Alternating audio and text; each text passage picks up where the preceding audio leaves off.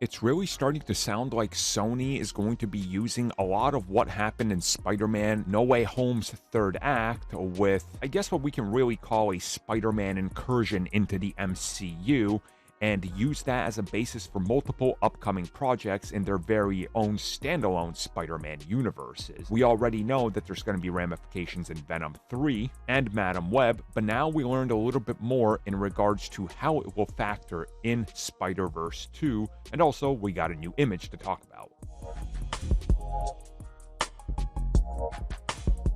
So first up, the brand new image, obviously Spider-Man 2099, running. We've seen this clip in the trailer and the teaser trailer. It's a pretty nice scene, very visually stunning, if I must say so. And it's just kind of a cool scene to get a vibe of, the style they're going for here and what it's looking like. A nice standstill that's official and not us capturing it from a trailer. Obviously hyping up 2099, as we've heard. Marvel has plans for him, or Marvel Sony, I should say, has plans for him beyond just this. Now, beyond just that, let's talk a little bit about, the big deal here that we're hearing. And from what we understand, the plot point and the events of Spider-Man No Way Home will be brought into and mentioned in the upcoming sequel. And this is one of the reasons that the film was delayed, so they can add a couple more things in here. And it's essentially going to be explained sort of like how Doctor Strange and Wong do it in Multiverse of Madness, where they talk about the incident with Spider-Man and everything that happened. Well, on the other side of it, they're going to talk about this as well.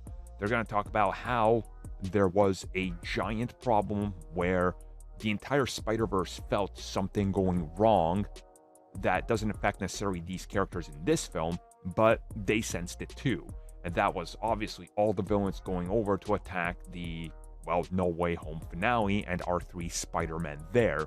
Now, there is this standing theory that some other Spider-Men did come into that universe, they just weren't discovered or weren't found, which would honestly make sense. So there is a rumor that we could see a Spider-Man appear from their point of view in that universe, but again, that's just a rumor for right now. But from what we understand, they're directly going to reference these events and build off of them, and this is going to tie into the bigger picture Sony has planned, like mentioning it more directly in Madam Web.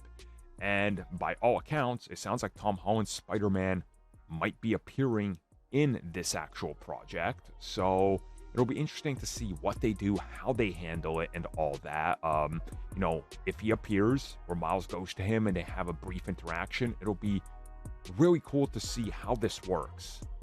And how does Peter react to a cartoon character talking to him? But again, we'll know in due time, and I assume Sony will probably spoil it in a trailer to try to get people to buy tickets for this, like they did many scenes from the first film. So I guess we'll see it play out over the course of the next few months.